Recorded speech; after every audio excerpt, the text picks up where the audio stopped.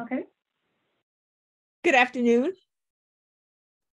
Good afternoon, Dr. Newton. Thank you. Thank you so much for agreeing to chat with me. I really appreciate you giving me some of your time. I'm going to Okay. ask you two questions. I'm going to ask you to tell us your name, and then I'm going to ask you to share something about yourself you feel comfortable sharing, and we'll go from there. Okay, definitely. Please tell us your name. Okay, well, my name is Roxanne Kemp. Excellent, excellent. And go ahead. Okay, I was going to share. Were you going to ask me, or I'm just going to No, share? you can just go ahead.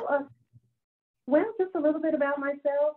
I'm excited to be here. I love opportunities to talk about diversity, or just kind of just moving the needle forward when it comes to racial equity. I am a Texan. I'm actually in New Mexico right now, but I grew up in Texas, originally from Groesbeck, Texas, home of the Fighting Goats. You've probably never heard of it. Central Texas, somewhere near Waco, on a small farm.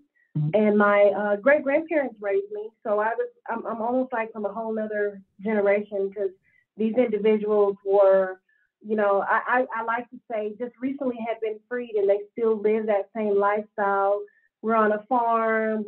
We're raising animals. We're growing crops. They worked every day like someone was after them. So I contribute my work ethic and just the ability to get up at the crack of dawn and notice everyone is sleeping. I contribute that to my upbringing from my great grandparents. But throughout my life, I've just had to learn to keep going. In this diversity world, you learn that, especially being a person of color, you learn that sometimes things are not always as equitable as you like them to be. So I love to try to impart some sort of positivity to those that look like me or that have similar experiences. So here I am today. My background has been, for the past decade, I've worked in higher education administration. I've been a dean of various colleges. I'm still a professor at a couple of colleges, and my most recent career move, I've moved into the space of cultural intelligence and helping organizations fix some of their diversity issues. So that's kind of where I am today, Dr. Newton. So when you said, let's talk diversity, I was like, yes, let's talk diversity. What needs to happen? What can we do to help others? So the name diversity is a bit of a misnomer for me. These are simply the journeys of people from point A to point B to help people figure out how to navigate to the next place. But we can talk diversity. I am happy. It's at the heart of everything. No. We can absolutely talk diversity. So first, I want to ask you, where are you? You said you were in New Mexico? I'm in Albuquerque, New Mexico. I will be transitioning back to Texas soon. And I do love that topic of how to get from point A to B, and I would love to speak to that. I can probably tell you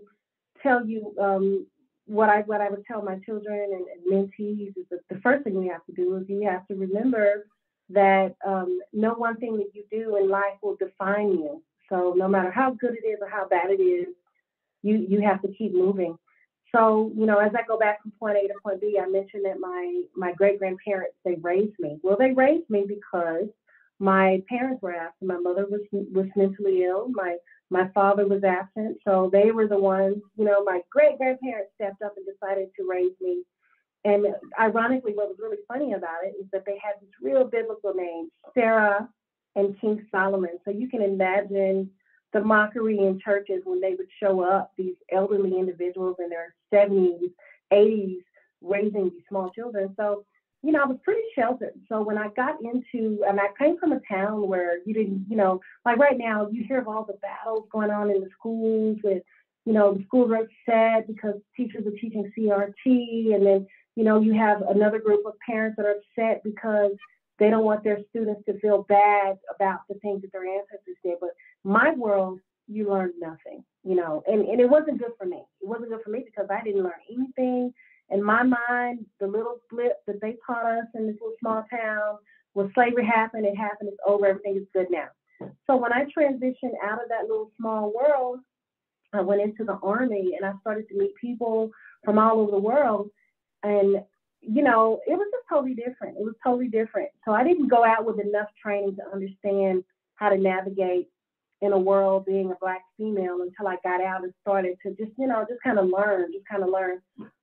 But from point A to point B, I would say mostly you just have to surround yourself with people that are doing things that you want to do, or actually doing more than what you want to do. Because one of the things that I have also come across in the last decade or so of being an educator is especially that sometimes people don't even know what to dream for if they haven't been exposed to it, or if they haven't been socialized to want more.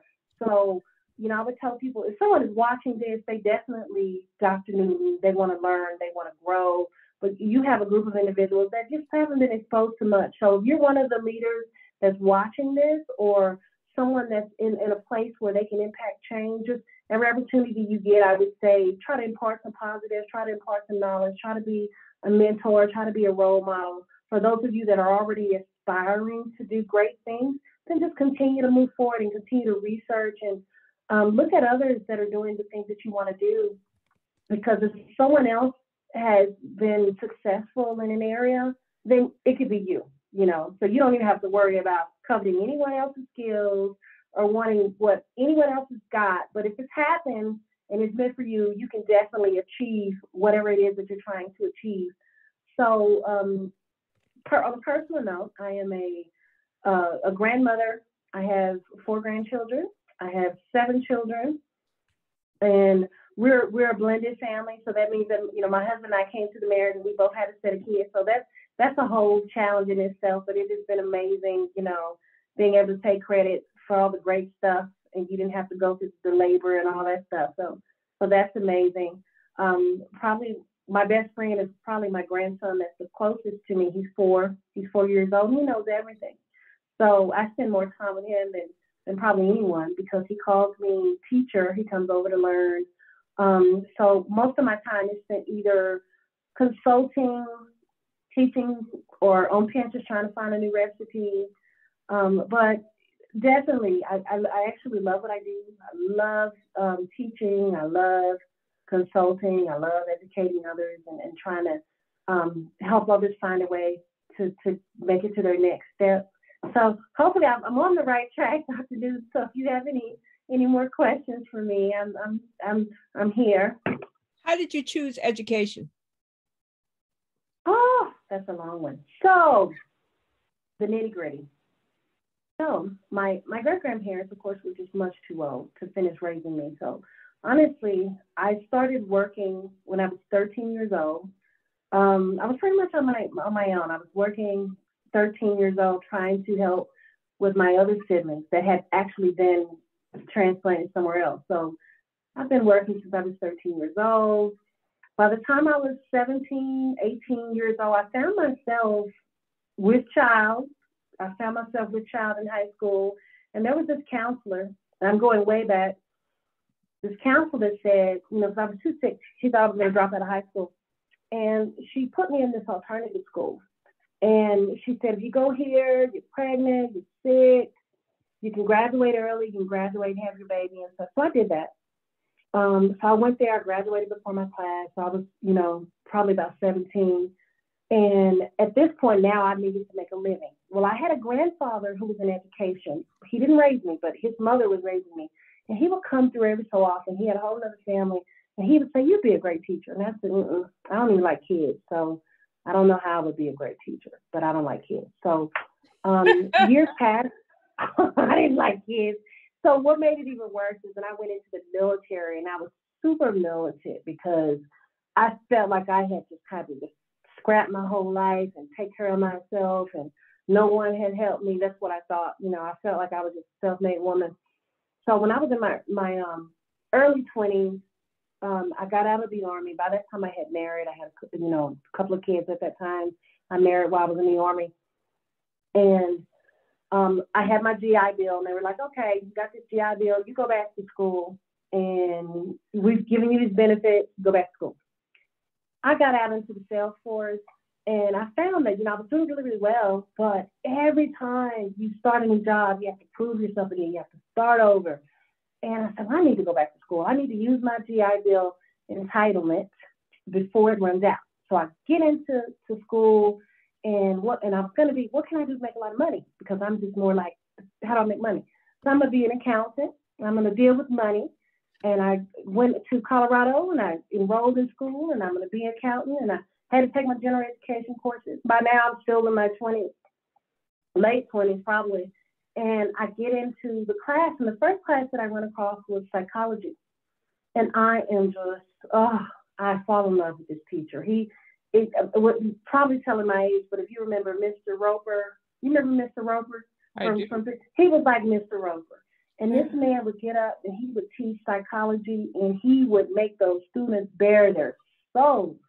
Sitting in that classroom was like, I was on Oprah, never knew what someone was going to say because it was psychology. Everyone wanted to identify with all the mental illness. I was fascinated by it because I had a mother and other family members that were dealing with all kinds of stuff, but it was just amazing. So I immediately changed my major to psychology. So now I'm going to be a psychologist. So Dr. Newton, I go through my whole training. I transfer back to Texas, and I'm going the counseling route, and I'm wrapping up my bachelor's degree. And as I'm approaching like my very last, when I'm getting ready to wrap up my bachelor's degree, I'm like, okay, I need to make some money. What's next? And I'm looking online, and I noticed that counselors are not really making a whole lot of money. And I'm trying to figure out how can I become a counselor the quickest. And I see on there that you can, if you become a teacher, now mind you, years ago, decades ago, my grandfather said become a teacher. My motives are completely wrong for becoming a teacher. So I look on there and I'm like, if you become a school counselor, then if you teach, you can teach simultaneously, teach for a couple of years, those years account, and you become a school counselor, which pays more. So I'm like, okay, that sounds pretty good. Just thought about it. I'm sitting at a baseball game with my son, and I hear these ladies talking about becoming an alternative teacher in Texas. And they said, all you got to do is apply. You don't have to pay much. You become a Texas teacher. And I'm eavesdropping, and I go and I look at the website, and sure enough, it's not that expensive. You already have a bachelor's degree, you become a teacher. So I sign up. They say, what do you want to teach? I say, Dr. Newton, I remember 4th and 8th grade, so I'll be a 4th and 8th grade teacher because I remember that. At least I know that much. So Dr. Newton, they signed me up. My test is in a month. About 3 days before that test, Dr. Newton, I look at that Texas teacher test. I don't know any of that stuff. It ain't got nothing to do with grades 4 through 8th grade. So I studied for 3 days straight, but I'm just in shock. It's about pedagogy. What would you do in this situation? So I studied, and I've pretty much always been a good tester, and I passed the test. Well, at the same time, I have 3 children, and all brilliant children, my biological children. One of them, always straight A's, always doing great. The other one, always straight A's and always in trouble. The third one, social butterfly. I have to make sure that she's even at school.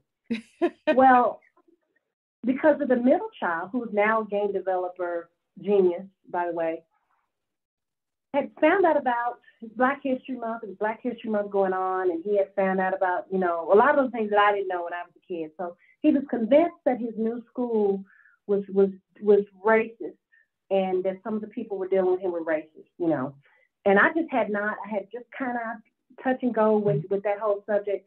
So I go up to his school, and mind you, straight A student, but he's in a new school. The principal tells me that he accused his teacher of being racist, and he says, I'm going to check his former school, and if he's had any kind of suspensions, I'm going to suspend him or expel him. It was just real harsh what he's saying he's going to do.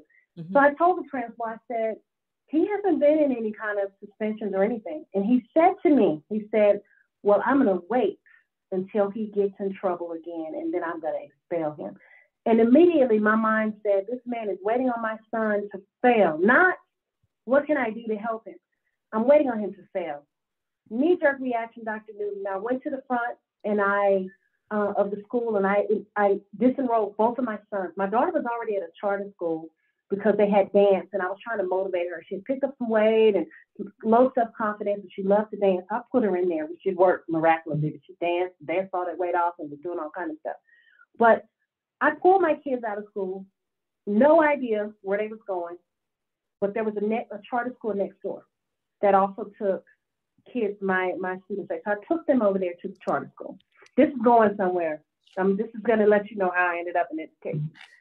Take them and enroll them because that's where I could get them in. And, you know, charter schools are always taking kids in this area. Right. My kids did so well, fast forward, that they were getting commended on their exams in every subject, and the school was in trouble. I take the teacher's test. I passed the teacher's test. My kids and I had a routine. We would always pray for each other when we had something major going on. They were little, and my little kids would pray for me. My sons would pray for me. And we got up to, I passed the test. So my youngest son, the one that stayed in trouble, Thurman, he went to his testing coordinator because they had skipped him. They had skipped him up a grade, and they had skipped his brother up a grade. And he told them, he said, my mom is a teacher. Well, I had just passed the test. I go up to the school. My sons are known as these brilliant children, and I can honestly tell you they just were. They were helping me with my homework. And I show up to a talent show that they were in, and the superintendent is there. The testing coordinator is there, and the testing coordinator tells the superintendent, her sons are teachers. Those two boys, their mom's a teacher. He walks up to me, and he says, you're hired. Just like that. Wow. I wasn't looking for a job or anything. Remember I told you back in the day I didn't like kids? My daughter said, Mama, you're not going to be a good teacher because you can't put these kids in push-ups. You can't make them do push-ups. You can't make them do set-ups. Like soldiers, you're going to catch a case. That's what my daughter was telling me. So I said, well, Texas Teacher says it's charter teachers, and it's a little rundown charter school. Dr. Newton, I don't believe there was a shortage. I went to the teacher events, and there was just lines and lines of teachers. So I went back and I took the job, and I remember walking in the school, and it was just a mess. It was just unkept school. It had a lot going on, and I was trying to get the school prepared. It was the summer, and I had been given a 4th through 8th English teaching position, and I paint. So I was painting murals on the wall. They just didn't have the resources, so I had gotten paint donated. And I remember saying to myself, this is going to be my school. And before the year was out, this was my first year teaching. My students had done exceptionally well. The school made me the school improvement coordinator. I went to various trainings. I made sure the school got their scores up. They made me the principal of the school, the coordinator, and then the principal the very next year. And we had so much success that the district came down. They bought me another school, and then they said, come back, go to another school. So I went to another school to try to do a turnaround and to fix that school. And I had no clue, just basically care about the students. I realized that there were a lot of disadvantaged youth that education had just given up on. So that's how I got into teaching K through 12. And then when I got into my next school, I had some opportunities to run some programs, which led to me getting back into higher ed. And I got to this point where I wanted to get back to psychology. I wanted to go back to psychology. So I took up some college teaching courses. I was teaching at a couple of colleges. But then they found out that I was an administrator, and they pulled me out the classroom and said, come run the programs. And it just led to me being a director and running out online programs and being a dean of this college and a dean of that college. So what I learned about myself is I love the teaching part, but what I learned about myself is I love more seeing the systems work and making sure that the students are getting everything that they need. And I'm kind of in this space right now where it's like, oh my gosh, there's so much we haven't done, especially now. My area of focus for the past decade has really been in online education. Now with this pandemic, it's like, hey, there's so much that we have to do virtually to make sure that the students are still getting what they need. So in addition to my diversity role in dealing with cultural intelligence, I'm also still helping universities fix their online programs, assess their online programs. And, you know, there's just so much left to do in education. You know, you read these history books and read these textbooks of everything our forefathers did. So that's what led me to education. Really, what kept me in education, what led me to education was I needed a job. What kept me there is I fell in love with the student. I mean, it got to a point where I felt like if I'm not here, who will give them their best experience? I felt as though no one cared as much as I cared. So that's what got me in education. That's why I'm still in education. So I probably take on too much now because I know I've got about 30, 40 students that I mentor, and they're waiting on me like once a week to give them some kind of feedback. So I'm like, oh my gosh, I can't let that go. but I still got to do all this. So I'm at this point now, it's like I need to hire a few assistants to help me keep things going. But that's how I got into education. Well, it sounds like a wonderful path, and it sounds like it's the right thing for you. So I am very happy to hear you. Happy to hear you say that. That's great. So, well, thank you. So tell me this: do you see education as being challenging as you have continued to grow in the field, or is it evolving to the point where it is successful and able to include everyone regardless to where they are in their skill levels? Challenging on two fronts. I wrote a book called Dear Doctor, Black People, and it's a survival guide for African Americans, Latinos, and other underrepresented groups. But challenging for students and challenging for faculty, the teachers that teach. I still see, depending on where you teach, there's so many roadblocks. One of the things that I learned when I was a teacher, especially in the Texas area, and I know this is probably true to a lot of places, is that it's no longer like it was when we were kids, where you get in the classroom and they're trying to teach you, and they're just teaching you everything you need to know. Now it's like we have a test, we have to make sure we conform to that test. That's in the K through 12. When you get to the higher education, which I prefer that more because you're not so stuck with these tests. There's all these other dynamics going on. Are the faculty really vested in you?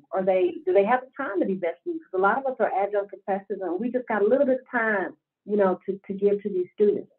So, and then sometimes in some schools you're showing up and it's not your curriculum. You're teaching off of somebody else's curriculum that might not be current. There's a lot of challenges happening in higher education. There's a lot of challenges happening in public education. And then you have this interplay of culture and everything that's happening culturally. You still see disparities in equity and diversity. You have groups of people that there's still biases against them, so they can't get tenured or they can't get certain positions.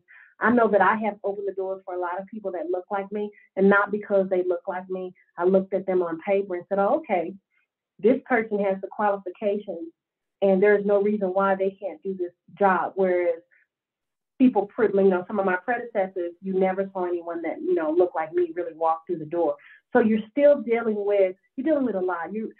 I would say if I were to put everything, the biggest issue with education right now, especially in the U.S., and we know that there is a divide, how we're performing compared to the rest of the world.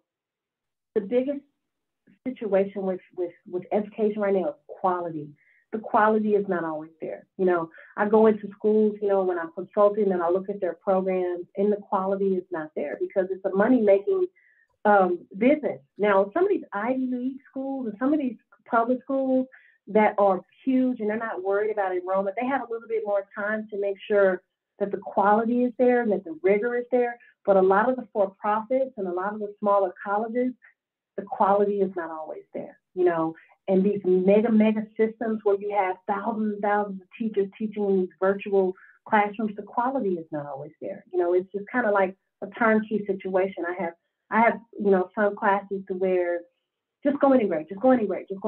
And I'm making sure that I give them feedback. One of the colleges that I recently was the chief academic officer for and the dean of the college, the administrator of the college, when I went in to assess the college, the first thing I noticed was that the students were getting all good grades. And then you go to look at their work, it was horrible. It was like, oh my gosh, how did you assess this student? How did this student get this grade? So my fear is that if we don't fix the quality and the rigor, and these accrediting bodies, if they don't go in and make sure that these schools are doing what they said that they're going to do, we're going to be constantly graduating people that are not up to par, that don't have the skill set that they're supposed to have. And I also see this in the public schools. I see students, undergraduate students coming into classes and they're writing papers. And I'm like, how did they get out of high school, writing like this? So I would say, it's a challenge. That's the biggest challenge. We have the challenge of quality education, and then we also have this challenge going on with all these cultural issues that we have, this cultural intelligence. Current company that I work with right now, what we do is we assess for cultural intelligence, and we just basically, see where are you when it comes to working effectively in various multicultural contexts, whether it's with foreign people that are from other places in the world, or from people that are right here with you that look like you. They just come from a different part, so there's just a lot to do. And we're in this climate, this racial climate right now, Dr. Newton, where it is just so vulnerable. Everybody's walking on eggshells. So there's a lot. There is a lot. It is challenging. I think I'm giving a very long answer to your questions, but there are a lot of challenges in education. I think more so now. I think they've been there, but in light of everything that's happening, we're becoming more woke, we're becoming more aware, we're becoming more overt about speaking about these challenges. Yeah, I think I agree with you too. And I think that a lot of us put our heads in the sand as opposed to dealing directly with the challenges that we face in education, and we face everywhere. I mean, we've got, Black and brown people being killed randomly for the smallest infraction. You have people struggling to find their voice in places where they work or where they feel like they should have a voice if they don't. So yes, there's a lot in front of us. And I think that in a large measure, sometimes these problems seem so onerous that we just put our heads in the sand and we don't attempt to tackle them. But I think that we do. I think education is the best chance for success for most people, but it also can destroy people. If you remember when your kids were going to school, specifically boys, the school sends a message that for some reason turns off Black and brown boys. By the time they get to middle school, they have lost interest in the entire academic frame. And I think that in large measure, that is because we've been teaching the same way we've been teaching for hundreds of years. While the students have changed, the environment has changed, everything changes. And yet we're still doing what we used to do because we know what we used to do. So I applaud the work that you're doing. I applaud your efforts. Please continue to do that. I think that's absolutely wonderful. We have about 3 minutes left, so I want to leave the remainder of the time to you if you have something else you wish to contribute or say. And once the video converts, I'll send you a link. Please review it and then let me know if I may upload it. Well, thank you, Dr. Newton. I just want to say thank you so much again for inviting me, and I applaud you for your efforts to just to have these chats. I've looked at some of your chats, and I'm like, okay, she needs a bigger audience because the world needs to know some of these conversations that we're having. I think eventually I'll come back and you'll be on a talk show somewhere, Dr. Newton. But I'm just happy to be here with you, and you've made me feel like very comfortable to voice some of the things that I've said here. So I look forward to hearing more from you and to watching your channel. Oh, please subscribe to my channel, suggest other people to chat with me. My whole goal with this, it really is really selfish, because when I started out in so I'm a technologist by trade, there was no one to give me any guidance, any insight. And I noticed earlier you said mentee. I moved away from mentee and coaching to advocacy, because advocacy, skin in the game, this, means that you pick up the phone or you write a letter of recommendation, you do something to help somebody move from point A to point B, as opposed to help them devise the situation they're in. So a mentee, if you have a mentee, and the employee gets into some kind of trouble at work, you're going to advise him or her how to navigate that. But if you're an advocate, not only are you going to advise, but you're going to also say, maybe you need to look for another job. Maybe you need to reframe your career.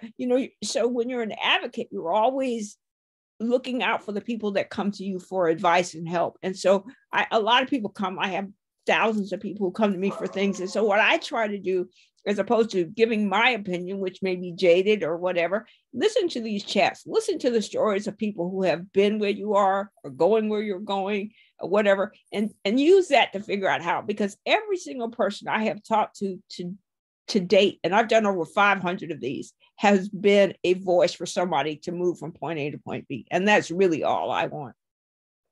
Wonderful one. I love it. I need to add that. I'm an advocate. Absolutely. Skin in the game. Skin in the game. So I'm going to call you up and like, Roxanne, I want to become a teacher. Help me become a teacher. And that's what you say. Yeah. I want to teach. So I'm going to call you and say, hey, I want to teach. Help me. Tell me, how do I do this? And that is the role of advocacy in in what we do, especially in the lives of Black and brown people. So thank you so much. It's just absolutely, thank you so much. Such a lovely, straightforward explanation of your experiences and your background. It's beautiful. Thank you. And I'm proud of your kids. Sounds like you've got some really, really wonderful children who are going to do great things in the world. Thank you. Thank you. I'm so excited. One of them is soon to be, well, he's already a scientist, but one of them is graduating as a chemical engineer.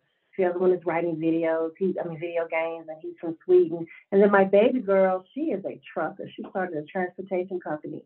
So I'm really excited. And then I have other children, the ones I mentioned, bankers, one is in law school. So God has been good. So thank you so much again, and I will be following you, and I will be recommending your channel. Absolutely. And come back and talk to me again when you want to talk about something else. I am always interested in hearing people's stories. It's very, very wonderful to hear. Thank you. Thank you. Thank you. You take care. Thank you again. Bye-bye. Bye-bye. Be well out there. You too. Bye. And look for the video, the link for the video so you can watch it. Okay. Thank you. Bye.